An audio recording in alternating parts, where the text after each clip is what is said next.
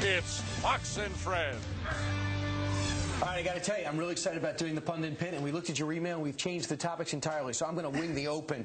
Jason Matera is outside right. He's the Young Americans Foundation. He's a spokesperson there. McGraw-Millhaven's playing inside right today. Also on the right, McGraw is a tremendous talk show host, 550 KTRS in St. Louis, and made that famous question over to Carly Fiorina, who's qualified to be CEO of the country. Bernard Whitman, former president and former pollster for President Clinton, and Kelly Goff is playing the role of the woman, blogger and author, and part of party crashing. All right, here's the question, and I'll start with you, Kelly. Is race going to play a role in the final election? It seems the AP. Yeah, let's why not? Because you're the woman, and among other reasons. You're actually the closest to my right. Okay. But we have this AP Yahoo poll that says it's going to play a major role. The timing and the reason and the conclusions show that it matters.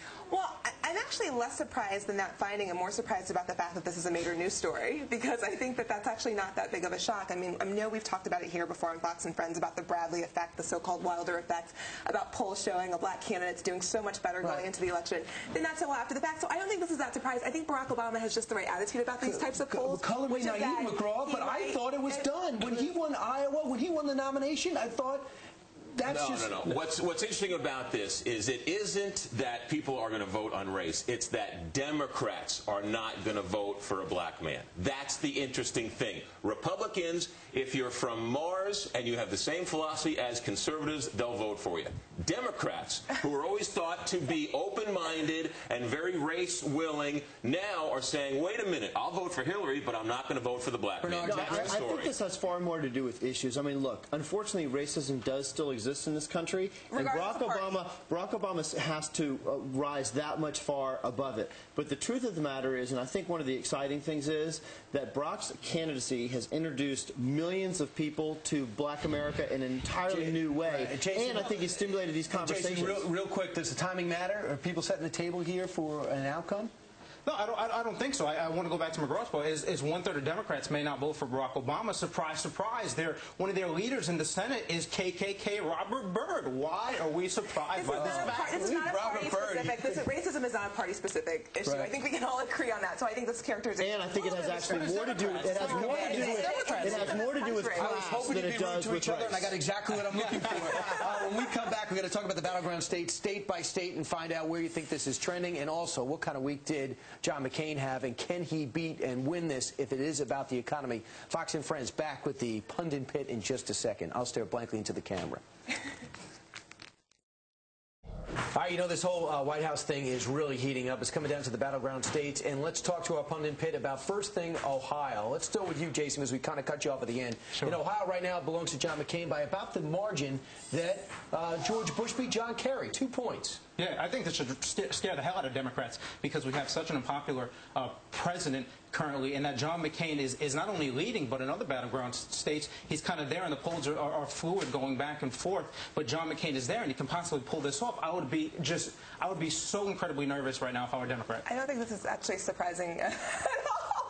Because, I mean, we know that Barack Obama has struggled a bit with some blue-collar workers, and which is one of the reasons Hillary Clinton did well there. I think the fact that he's even this competitive actually is a huge testament, particularly since he's been doing so much voter registration, his campaign, with younger African-Americans, and that race was so close in 2004 with some questions about, voting irregularities. It was all about manufacturing. What's going to make the difference in Ohio is the economy. And Barack Obama's ad, where he talks direct to camera, explaining his plan, making clear what exactly the change that he's looking for.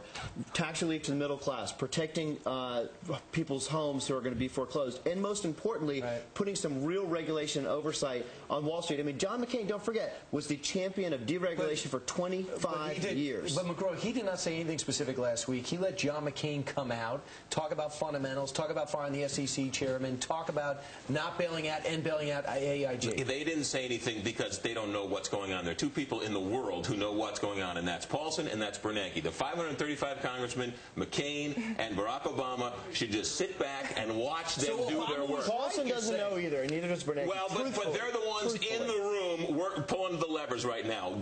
We don't know how bad it has been. Hoping for the best, because the regulatory scheme was dismantled by the Republican Party over the last 25 years. Look, we all have blood on our hands over this. Okay, this has been a financial 911, and when you're talking about whether it's Ohio or Michigan Michigan or Indiana or Pennsylvania, that's when Hillary was in the primaries. Her argument was, I can win these states. But and let me that just was bring their this up, argument. Jason. As you know, 17 times the administration is on the record from 2001 till today saying, I got a problem with Fannie Mae, I got a problem with the size of Freddie Mac, I got a problem with the deregulation, I got a problem with what's happening on Wall Street. There's too many homes being built.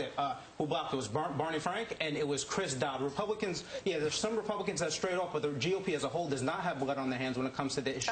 The Republicans have been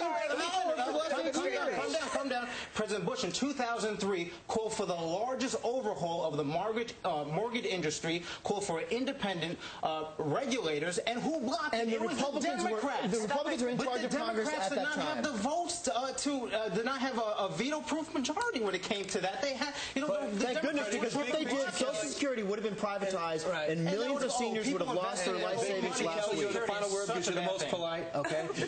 If we're talking about the economy and not about foreign policy, doesn't it go to Barack Obama over John McCain in this issue, unless he could find a way to get ahead? Yes. Very good. Joe Biden like in her explanation when she had to. Thanks to all of you. I forgot all your names, so I'll say I thank you individually. Okay, that's really important.